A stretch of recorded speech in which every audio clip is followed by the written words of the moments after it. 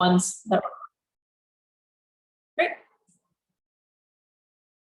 All right, so I'm going to get started with our presentation.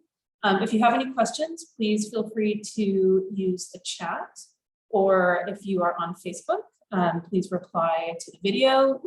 If somebody doesn't get to you ASAP, I will check that in a little bit and make sure that any of your questions are answered. So thanks everyone so much for joining us to talk about ArtsActivate 2023. We're really excited to get the applications open to everyone. I know that there's a lot of really great projects out and bubbling and brewing in the community, so we want to know about them. My name is Anne Kogan, and I work with the funding programs team here at the Office of Culture. So we work with the ArtsActivate program and also the cultural organizations program that goes for direct support to nonprofits. And we do a lot of, I think, pretty great stuff in the community, and we're super happy to be working with such a great variety of artists. So I'm sure that this will work. To give you a little bit of background, all of the background will help you understand the priorities of ArtsActivate, so that when you are working on your applications, you know kind of what our priorities are for the program and how best to address them in your applications. So a little bit of background about the Office of Arts and Culture.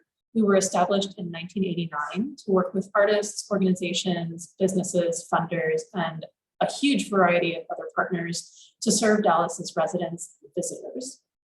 Our core programs are the stewardship of 19 city-owned cultural venues. So this is everything from the Latino Cultural Center, Bathhouse Cultural Center, the neighborhood ones, to some of the partner organizations like Salmon's Center for the Arts that's owned by the city and completely operated by a partner organization.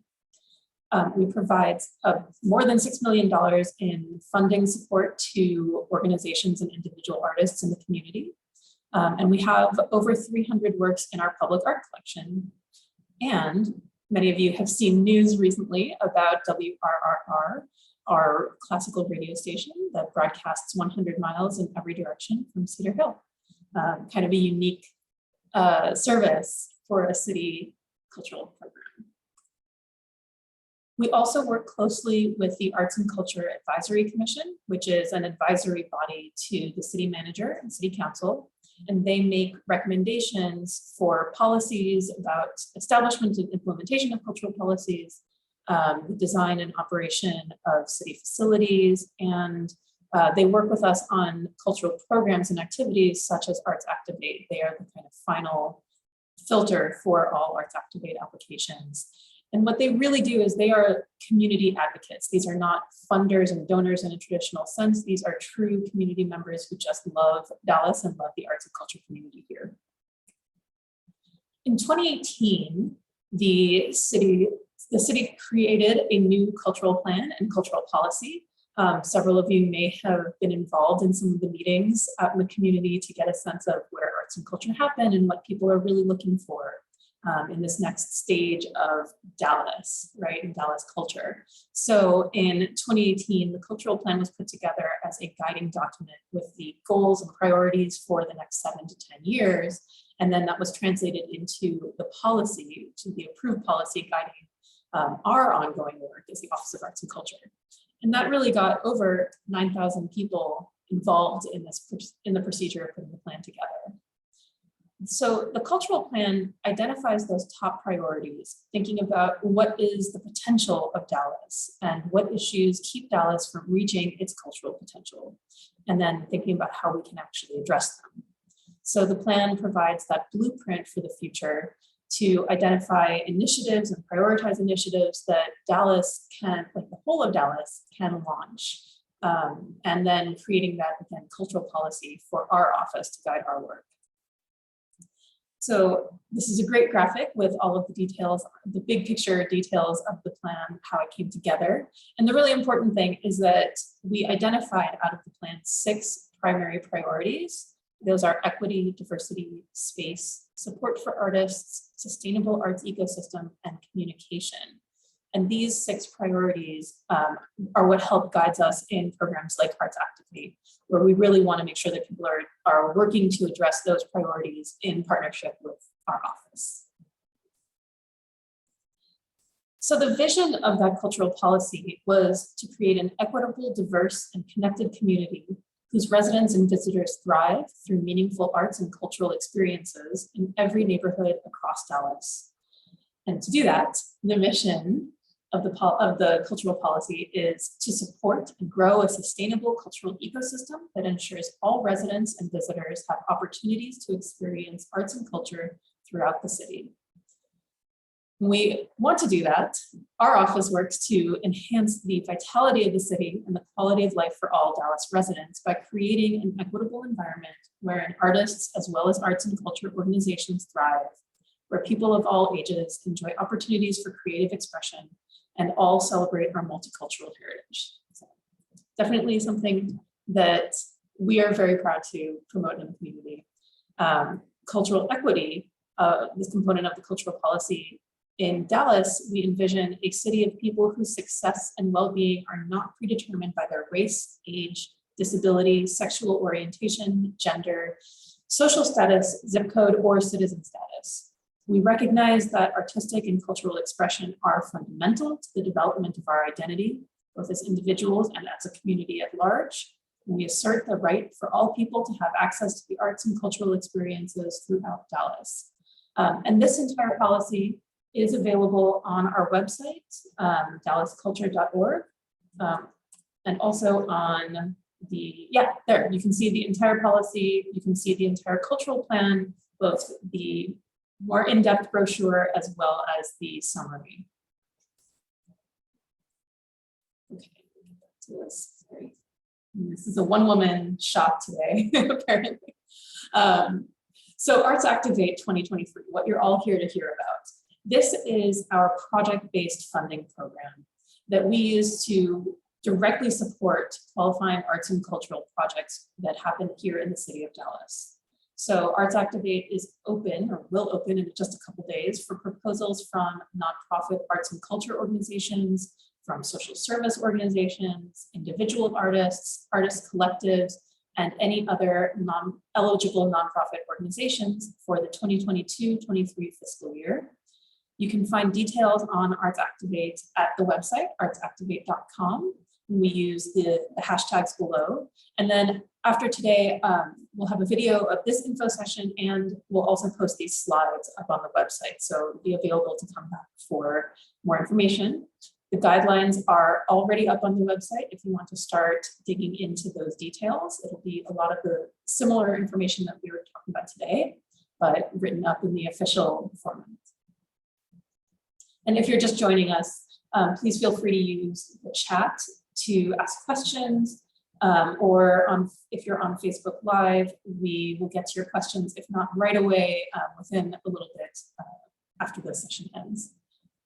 So, oh, wow, okay, didn't realize moving my mouse was going to do that. Okay, so this is the OAC's cultural funding program for projects, right? So I have a bunch of people coming in, and I'm going to make sure I get everyone admitted to this room. We are going to open on July 5th for 3 rounds of funding. Applicants can apply in any and all rounds. Individual artists can be funded a maximum of 2 times for 2 separate projects. That is new for this year. So if you're a previous ArtsActivate recipient, now you know if you're an individual artist, you can actually be successful for 2 separate projects. And then nonprofits with an annual revenue under $100,000 can also be funded a maximum of 2 times for 2 separate projects. So that is a new change for this year that we're very happy about. And nonprofits with an annual revenue above $100,000 can still be funded 1 time throughout the cycle of 3 rounds. The budget for the entire program is at least $775,000. We're waiting on the final numbers from City Council budget, but it is going to be at least that much. And then applicants that are completing an ArtsActivate 2022 project from any round are eligible to apply for ArtsActivate 2023 because this is a new fiscal year for the city. And applicants who are currently funded in the Cultural Organizations Program for FY 21-22 or 22-23 are also eligible if you receive less than $150,000 in total operating or maintenance support. And if your proposed project is not a part of the current COP scope of work. So you will know what this is talking about if you are in COP. Just click here. The most important thing that I want y'all to think about as you start thinking about your applications are the goals of ArtsActivate, because these are what you really want to address in your proposal, right? So the first goal is to engage with the Dallas Cultural Plan from 2018 and create programming to address those 6 priorities and initiatives that we discussed earlier. We want to provide public benefit by enhancing and diversifying artistic and cultural experiences to the residents of the city of Dallas. We want to increase access and inclusivity in the experience of art and creativity for communities that have been historically underserved.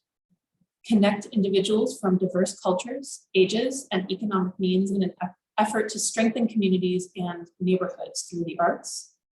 And we want to invest in historically underserved communities with artists or organizations rooted in that community to build individual capacity and economic viability. So that one's also very important, because we don't want to have like an outside group coming in and saying, we know what you need to a community. We really want those needs to be addressed from within the community. We want people who are familiar to be the ones bringing those ideas forward. A couple of quick definitions. The big one, obviously, is what the heck is a project? A project is defined as a specific one-time event or production. So one concert or one entire run of a theater production, an exhibit, etc. Or a project that includes a series of events using one theme or title. So for example, if you have a series of workshops or classes that are all under one umbrella, that is defined as a project. Art in public places. So these guidelines, these parts of the guidelines really address anything that is outdoors, exterior, on a building, anything that is seen as a public space, right? And this is about the permanent or temporary visual arts installations supported. So this is separate from this program that already exists, the City of Dallas Percent for Arts program. Art in public places is defined as the permanent or temporary visual art installation supported by grants for installation on privately owned locations that are visible and accessible to the public. Here's the most important part. Permission from the property owner must be obtained prior to submitting an ArtsActivate application. Projects cannot be installed on any city-owned property. If you are working in privately owned property, that private person or company or organization that owns the property must provide you with a formal letter of support and authorization that allows you as an applicant to install the proposed artwork. And this letter must be included with the application. Without that letter, without that written consent, your application will essentially not be eligible for review. Click back here. And then as you get into your application online, you'll see this question of whether or not you are an active status applicant or an inactive status applicant. So here are the definitions. Active status are applicants who have been recommended for funding, who have executed a contract with OAC and successfully completed that contract either through ArtsActivate or through another program with us, as long as it's after or including the 2019-2020 fiscal year. That's when we changed some of these programs around to condense into ArtsActivate. So if you have worked with us in the last 3 years, you are an active status applicant. An inactive status applicant is someone who has never received project-based funding from the Office of Arts and Culture, an applicant whose most recent project-based funding was prior to or during the 2018-19 fiscal year. So again, there is a point where we condensed several project-based programs into ArtsActivate. So if you are previous to ArtsActivate, if it's been a couple of years, you are technically inactive status. And if you have met either of those criteria and have been recommended for project-based funding since that change, since FY 19-20, but your project was not executed or you haven't successfully completed the contract with OAC at the time of your application, then you would click that inactive status. And the other most important thing for everyone to know about are the timelines. I mentioned earlier that we're opening round 1 applications on July 5th. You will have about a month to finish up your application. This one goes until August 1st at 11:59 p.m. We do get a lot of applications coming in at that last couple of days. So if you can in any way try to get ahead of the deadline, that will really help make sure that if you do encounter any sort of tech issue or glitch or whatever it is, you have questions, we can be available to help figure it out. And then we go right into panel review and recommendations. That goes to our allocations committee, like I mentioned earlier.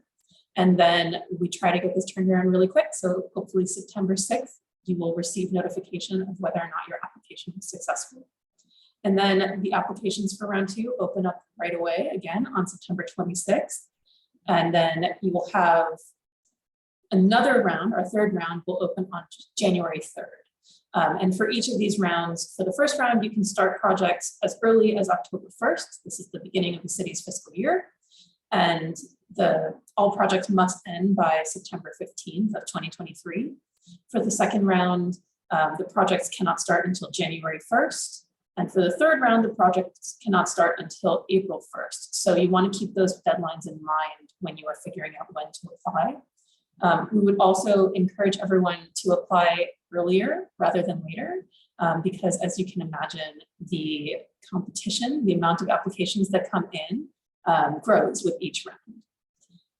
The other thing I would say is that if you are doing a project that is later in our fiscal year, so July, August, September of 2023, but you already have a decent amount of information put together and have a good amount of planning in place, go ahead and apply in round 1 so that you can, again, be eligible as early as possible, know what you're going into for the next fiscal year. And then if you are an individual artist or an organization under $100,000, then you also have an additional chance throughout the year to apply for funding. So who is eligible for ArtsActivate? For individual artists, you must be a resident of the city of Dallas or have a permanent studio or workspace in the city limits. PO boxes are do not help with eligibility. They do not count towards eligibility. For a nonprofit organization, you must be a 501c3 tax-exempt entity registered with the IRS, and you must be authorized to do business in the state of Texas. And that address that's in there is how you look up whether or not you're registered with the state. And that will be linkable when you see these slides online. And then, of course, your administrative offices must be also within the city of Dallas and not a PO box. Additional information on our guidelines are that all projects must take place within the city of Dallas. So obviously not including Highland Park, University Park, or Cottonwood Hill.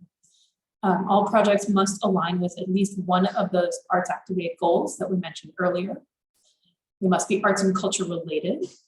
The great thing about this program is it allows a very, very broad interpretation of what arts and culture includes. So we've funded everything from very traditional staged performances to community hair braiding circles or community events in parks around the city.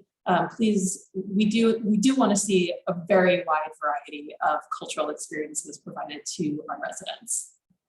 And then all projects do need to include at least one in-person event serving their intended audience. And then again, think about those respective application start dates or the project start dates according to which round you are getting funded. So if you apply in January, your project cannot retroactively begin in February.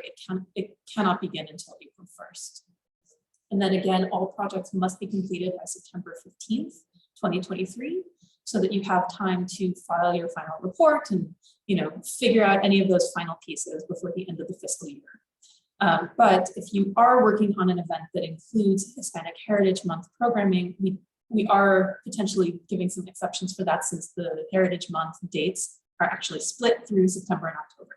So send in the application, ask us questions, anything you need to do if that may affect your project. And then you might also be asking, what is the maximum amount that you could receive from ArtsActivate? So we have a handy table for that. Individual artists are eligible for up to $8,000. Organizations with revenue under $100,000 are eligible for up to $12,000. If your organization is between $100,000 and $999,999, you're eligible for up to $14,000. And then if you are part of an organization with a budget of $1 million or higher, you can go up to $16,000. And whatever that amount is that you're eligible for, we do encourage you to request as much as you need, even if that is the maximum. We will not go against you or anything. If you're asking for the most money that you can get from the program, we want that. And you will need to include that in your application. There will be a point where you have to specifically say what you want to request. So the process of an ArtsActivate application, a successful application, first, you actually put together your proposal. You file it in our digital online portal. Then our staff reviews it for eligibility. We make sure that all of the T's are crossed and the I's are dotted. And we send it to our community review panel. They score everything. They score based on your actual proposal, the intent and impact of the program that you've recommended or that you've proposed, that's the word. And then the panel and our allocations committee will make a funding recommendation that goes to City Council for final approval. And then we begin our contracting process. Once you are contracted, you are eligible to start executing your project. And then when you have finished your project, you file a final report with us. This is the pretty simple overview. And we're going to get into some more detail that if you are successful, it's very good for you to know. So, well, I guess we'll just start out with the application materials. So we're going to ask for very basic information like your name, your websites, anything like that, your email address. We need to know how to contact you. And then, like I mentioned before, intention is a really big chunk of your proposal. We need to know the most compelling information in this section. And this is where we also want to see that you are pretty far along in your planning stage or even completely finished with the planning. Please be very descriptive and give us very concrete details. So if you have locations, dates, partners, cast members, anything like that, the specific audience that you are trying to work with and impact, the ages involved, and then also details on really how you plan to accomplish your project successfully. This is where we want you to have achievable goals. So, bringing together community throughout Pleasant Grove is much more achievable than bringing together community throughout all of Dallas, right? And then please write this so that anyone can understand. Don't assume any prior knowledge on the part of our review panelists. They are community members who may be familiar with your work or may not. So write it like they don't know. And of course, we always encourage everyone to spell check. In the impact section, again, we want to think about how your project will have a specific impact on your intended audience. And then this is also where you can really get into how you will address those 6 priorities of the cultural plan. We want to know a little bit about how you plan to market your program and your project. And then who is your audience? What's the diversity? What are the demographics? All of that information also goes into the impact section. We do ask you to provide a project budget and a list of any materials that you may need, or I'm sorry, this is materials that you may want us to see. So if you have videos or photos or brochures or any sort of prior descriptions of your work, or if you have something that demonstrates work that you've already done that's very close to the project that you are proposing, that's a really helpful supporting material. And then we go through a very simple risk management questionnaire. In that project budget, we do want to see that the needs of the project are reflected in the budget and that it shows a good and effective use of city dollars. Please be sure to check the project guidelines because there are items that we cannot fund from OAC. So things like travel, food and drink, or any sort of award or scholarship, things like that. And then again, OAC can only fund projects that happen in Dallas, and we can only agree to fund this before any services have been completed.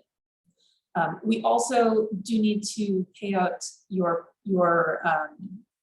amount awarded in installments. So please be prepared for that to come piece by piece in 3 installments.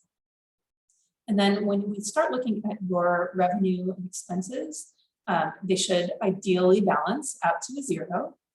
And we want to see that any proposed project that shows a surplus of 10% or more of requested funding from the city, or if your project budget shows a deficit, if we see a project budget with either of those issues, it may end up being disqualified. So please aim for 0.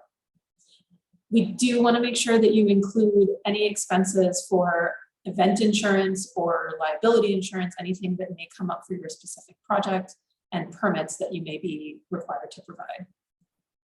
And then if you have matching funds, please make sure that those are listed. And again, make sure you include your total request for funding. So how much, again, if you're an individual artist and you are requesting $8,000 as you're eligible for, make sure that is included in the budget or reflected in the budget. We also ask that all applicants create a 5-minute video because we used to do in-person presentations. Everybody could come in and get to see you. The reviewers could actually see you present your project. Obviously, it's a little bit of a different time now, and so we are continuing to do this remotely. So we ask that you provide that 5-minute maximum video presentation. And in that video, please address your intention. So again, the project's purpose, the impact of who is specifically benefiting from your project, and then a description of how you will execute the project. Also in your application, there should be an events listing. Again, everything is required to have at least one in-person event for your intended audience. And in this listing, include any dates and events associated with your project. Please, if you already have locations identified, include those addresses and names. And then this listing is what our office uses to determine a part of your administrative score, which is our neighborhood typologies. I will get into that in a couple more minutes. So I know that for a lot of people, that's a question mark, but I promise I will address it. And then we want to make sure also that you have at least a soft confirmation of your venue availability. So talk to them before you list them in your application.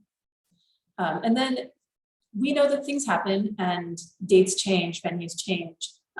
If that happens to you, we do ask that you show a good faith effort to find a venue that is at least in the same type of neighborhood, if not the actual same neighborhood, or serving a very similar audience.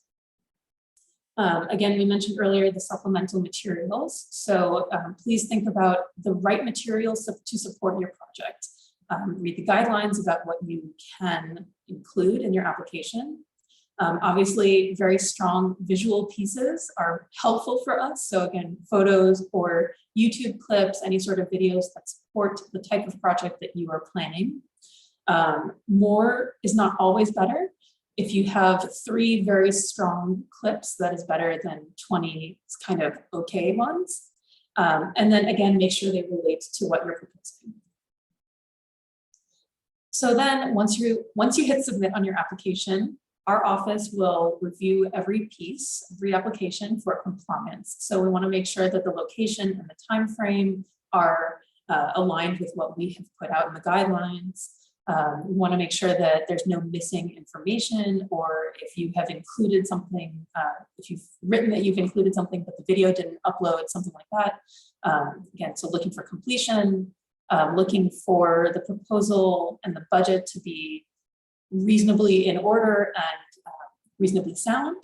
And then that this is an executable project, because if it's something that is really outside the bounds of this program, we may not advance it to the panelists for review. The panel will review both your application and your video submission. So in the video, we know that not everyone has access to a high-end professional production studio. We do not expect that at all. We are really looking for content and not for those production value, for the production value. So we do want to make sure that you are at least visible and hearable. We want to make sure that your audio works and your video works on this video. We're looking really more though for well thought out responses to these questions posed as part of the application, right? So the panelists will really look for you to express your passion and the intent about your project. But if you go over 5 minutes, the panelists probably not see it because they are instructed to stop at that 5-minute mark. And then again, this is not a sizzle reel of your previous work. This is really a specific proposal about this project. For the intention section, when we look at scoring, the intention section is one of the largest chunks of points available to you. So this is where you can talk about the purpose of your project. We want you to show that your project creates and provides unique and engaging artistic and cultural services and programming for the intended audience. So this is what our panelists are instructed to look for when they're scoring in this section. Right? They're looking for projects that diversify arts and cultural activities available in Dallas, that provide inviting opportunities that are accessible to the residents of Dallas. They're looking for projects that create unique or meaningful arts and cultural experiences, that partner with Dallas-based artists or organizations to promote a sustainable arts ecosystem, and that support Dallas-based artists. This is not to say that if you have one person that comes in from out of town, you are excluded, but the priorities of this program are really about funding our Dallas artists and supporting Dallas residents. The second largest, actually the largest chunk of points in your score will come from your impact section. So this is obviously pretty critical, right? To think about who is actually benefiting from this project. We are looking for projects that eliminate barriers and increase equitable access and inclusivity through direct community and neighborhood activation. So panelists, again, are reading for projects that do all of the following: enhance understanding of and respect for diverse cultural experiences, involve, represent, and center people and communities most impacted by racism and other forms of discrimination, connects individuals from diverse backgrounds, invest in historically underserved communities with artists or organizations rooted in that community. Projects should engage authentically with the intended audience, strengthen those communities and neighborhoods through the arts, and foster and encourage expression and intersectionality in arts and culture experiences. And then our panelists also score on an overall basis about your execution, how you will do it, and your capacity to do it, right? So this is really just an overall evaluation of your plan. We want the application to be clear about how you plan to achieve your project, how you plan to execute it. Include that very clear description of the programming and the services that you want to provide. Again, your ability to execute and deliver those proposed services. And this is also where the supplemental materials can help enhance your overall application, because we see that you have done similar work in the past or achieved something similar in the past. Again, looking for those very clearly defined and achievable project goals, and then including any plans that you have to monitor your project's success. That can really help you in this overall scoring section. For the administrative scoring, again, this is what our office, the Office of Arts and Culture, looks at. We confirm, just first off, your date and venue availability, which we need to see that you have, in fact, talked with your venue or talked with your location and started the proper planning and coordination to make sure that it's available for you and that it's achievable for you. So if you are working with a venue that we know rents for $10,000 a day, but you've only budgeted for $1,000 a day, we know that maybe you haven't actually spoken to that venue yet. We also score based on your board and staff diversity for organizations. For individuals, obviously, You are not multiple people. This does not necessarily apply to you. But for any sort of organization, we want to see that you have some level of staff and board diversity. And we do have a scale of points based on the percentage of your board or staff that are diverse. And this is everything from, this is like the broadest version of diversity. This is not just that you should have, a white board should have people that are not white. This is also that a board of all, for the Chinese Cultural Center board should also include some people that are not Chinese, because you want to talk about how the entire community engages with this organization, right? And then the next section that the administrative scoring gets into is your application and contracting compliance. So again, this is, have you worked with the Office of Arts and Culture before? Or is this your first time engaging with us? Or is this the first time in several years that you have engaged with us to complete a contract? So we score based on that. And then we also score based on your project budget. We do look to see that the applicant shows the percentage of financial support in the total proposed project in comparison to the requested funding amount from OAC. So this is how much of the,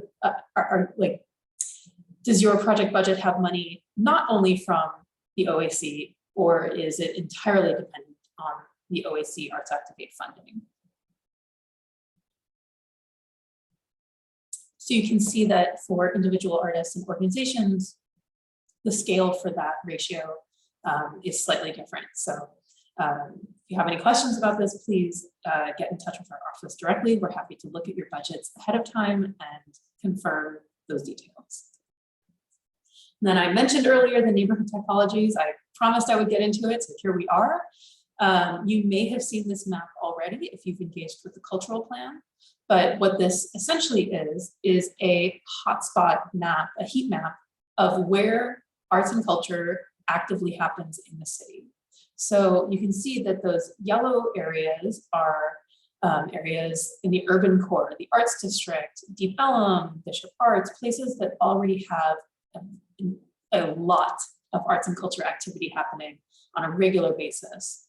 And then when you get into mixed urbanism, the blue areas, these are still pretty busy areas, but not necessarily as concentrated. And then the pink are residential, primarily, houses. It's where people live, not necessarily where people have those cultural experiences. And then the green areas are considered non-traditional. These are things like warehouse districts, medical districts, things where there really aren't a lot of arts and culture activities at all. And so we award scores in this section based on the type of neighborhood that you are planning to work in. So if you found a way to get into a warehouse district, that's amazing. You get full points on your typology score because you're in a green zone. And if you are in a park that's in the pink areas, you get 7 points. If your venue is in blue areas, 5 points, and if it's in yellow areas, 0 points. So again, our priorities are getting people out of the same areas and really bringing arts and culture experiences to people where they live. This neighborhood typologies map is also available on the website, on our Office of Arts and Culture website for the Dallas Cultural Plan. And you can see the blue link on here. So when you see this come up, when you see the slides posted online on our ArtsActivate page, you'll be able to link directly to the typologies map. And then I keep coming back to these cultural plan priorities, right? Because they are very important to us. We want to make sure that your proposal successfully or strategically addresses, sorry, I'm admitting some people here. We want to see that your proposal strategically addresses at least one cultural plan priority in the submitted application, with supporting information justifying which initiative that you are trying to meet and how you are planning to meet it. This is not only present in your administrative scoring. We want you to think about weaving these priorities through your proposal in the part that the panel sees as well. And then if you are only addressing one priority, that's great, just do it really well. You do not get additional points for addressing all priorities or 2 or 3 or 5, whatever it is. We just want to see that what you are addressing is very clearly supporting it. So have some examples of how you would do that. This first example is for a spoken word workshop series in Pleasant Grove. So say that you are an artist who wants to present a free workshop series at the Pleasant Grove Library to teach about writing and spoken word to help local residents express themselves and find a stronger sense of identity and pride in their neighborhood. And you think that this project would address the priority of equity from the cultural plan. And that priority is improve equity citywide throughout expanded and adapted programmatic offerings. And just as a sidebar, all of those definitions for the priorities are available on the website, and they will be available in the application, so you can see it right in there as you're working on it. So here are 3 ways that you could write about how you plan to address equity, right? The first one is fairly straightforward. The project will take place in Pleasant Grove and culminate in a final performance for the residents of that neighborhood. So that kind of supports our definition of equity, right? So you would get partial points for an answer of that nature. If you just write, this project addresses equity, it doesn't tell us how you think this project addresses equity. So it really does not support that and would get 0 points. But with an answer that is a little more detailed, right? This project improves upon the priority of equity through addressing a historically underserved neighborhood in Dallas. That's one really important thing for us to know. The project brings free literary programming directly to the local residents of Pleasant Grove. There's a lot of P's in here. Presenting a program tailored directly for them. The workshops will allow for the building of relationships between the residents and garner a stronger voice and sense of pride to the neighborhood. It's a great answer. That answer would get 5 points, the full points available for that scoring section. Another example is an Oak Cliff mural project. So say that you are with an organization that wants to leverage its resources, bringing together Latinx visual artists from Oak Cliff to create a collaborative mural, celebrating the multicultural heritage and impact of the Latinx community in Oak Cliff. Great. How are we going to do that? What priority does that support? Or does that address? So this one would be one way that this would address those priorities is through support for artists, which is maintaining the cultural integrity of neighborhoods and addressing gentrification across the city in partnership with artists living in those areas. So again, 3 different ways that you could write about how this project supports that priority. So considering the rapid development and gentrification of Oak Cliff, this mural project brings together a group of Latinx visual artists from Oak Cliff and provides them the opportunity to use their talents and experience to collaborate on a mural project that would help highlight the cultural contributions that the Latinx community has made in the Oak Cliff area. Obviously, it's not just that this is a longer answer, but this answer really addresses the details that we look for when we're talking about support for artists. So that would receive full points.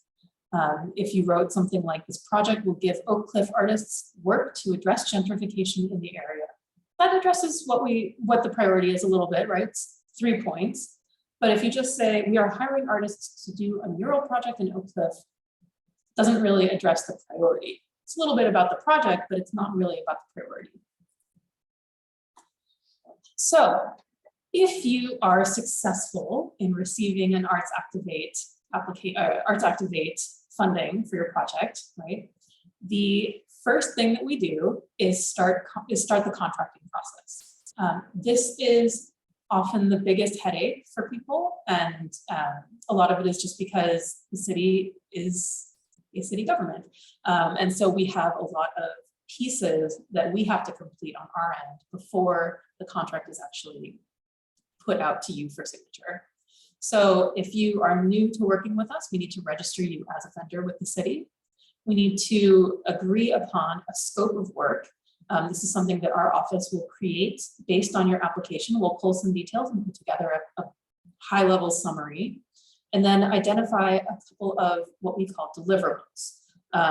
this one really good thing to know is that the city can only pay for work that has already been completed. So that doesn't mean that we wait until your project is like all the way finished to pay for your services. It means that we try to identify 3 deliverables so that you can receive partial payments in installments upfront for your work. So we identify work that has already been completed along the path to your final completion of the project, the final end of your project. You may have to obtain insurance. This is really important to know about, especially if you are working with children or with seniors. Our Office of Risk Management does review every project that receives funding, and they make recommendations for whether or not that project needs to carry insurance. So like I said, if you are working with kids or seniors, you can pretty much guarantee it. If you are working with anything that could cause injury or harm, so if you are teaching children circ performance and they are elevated from the ground and they could potentially fall over the course of your project, you would need some sort of insurance, right? And then some sort of general liability coverage is typically required for most projects. And then the Office of Risk Management will send very specific requirements to you if they require it. You could get lucky, say that you are doing your project in a library, that is a city building, or if you are working in a cultural center, if your project is at the Oak Cliff Cultural Center, that is a city-owned facility with city staff present. So you would probably just need a background check if you're working with kids in a library, something like that. But if risk management decides that you do need to provide us with insurance, you would need to, if you already carry it, get a copy of your certificate of insurance that names the city, or if you are purchasing insurance specifically for your project, you would provide that certificate of insurance to us, and then we would use that to get you cleared through risk. And because this is something that is coming up quite a lot, please think about including some sort of insurance coverage in your project budget and planning for it in your timelines, because the last thing we want is for you to be surprised and it add an extra 3 weeks and $700 to your budget. So once that is all in place, we get the contract. We can get it signed by you, we get it signed by our city managers, our city attorneys. This all happens electronically. And then you are authorized for services. This is the best part. So that contract must be fully executed before you can begin the work. That means that the scope has been approved, the insurance is in place and in compliance, risk has okayed it, and that all those signatures are on the contract. Then the work is all a go, right? And then at the very end, we ask for that final report. So we see who came to your event, how did it go, were you able to provide every service in the proposal? And then we like to see pictures and videos or anything that shows how great your event is, because we know like every single one of these projects is really, really inspiring and special. And if we could, we'd go to all of them. Another question that we get quite a lot is about our invoicing and payments. So once your contract is executed, you are eligible for payments. The city does operate under the net 30 premise. So it means that it could take up to 30 days for your invoice to pay. Invoices are submitted again for services rendered and cannot be paid in advance of services. So we can only pay for the fact that you have completed all of your rehearsals and your first event, for example. And then based on your scope of services, you may need to provide verification of those deliverables being complete before we can submit the invoice. And then again, all of those invoices they go through the city, not just our office, but the city controller's office. So even if we rush something, it may not rush on the other end. So things that can delay a payment would be contract execution delays, the invoices not coming through, the accuracy of the invoices. So we get a lot of people who have moved since they first registered with us, any sort of data entry. We have gotten a lot of checks lost in the mail. So we are also encouraging everyone to sign up for that direct deposit. It can take a little bit, but at least we know that it goes right to you. And then we do have, well, this is the last of our pre-application opening info sessions. But once the applications are open, as we get closer to the deadline, we'll have a couple of open office hours. These will also be virtual and drop in, so you can come and ask questions of our team. We are happy to review your materials in advance and give you any sort of support that we can towards making sure that your application has the best chance of success that it can. So those 2 office hours will be on July 21st at noon, July 28th at 5 p.m. Both are already up on our Facebook page as events, so please keep in touch on the Facebook page. We will do the most updating on there for new news and things, but it's also all going to be listed on our website, so artsactivate.com. You can find the links and the details for everything. And then if you want to contact us at any time, I am unfortunately on my last couple of weeks with the city, but please use our OAC funding programs resource account. This will go to multiple people on our team so that you will get a response quickly. Please feel free to contact our interim assistant director, Anne-Marie Gann. Many of you have already met her, but she is going to be running point on this alongside my coworker, Jasmine Beckham. So both of their contact information is on here. And then if you or someone else that you are working with needs to speak with someone in Spanish, please contact Jessica Treviso, who's the manager at the Bathhouse Cultural Center, and she's helping make sure that we can address all of your questions in either English or Spanish. And now we have some time for questions. I'm going to stop sharing this, and please, this is a pretty open, informal meeting, so you can either use your reactions to raise your hand or just unmute yourself and ask a question. I didn't see anything come through on the chat, but we're here to help however we can.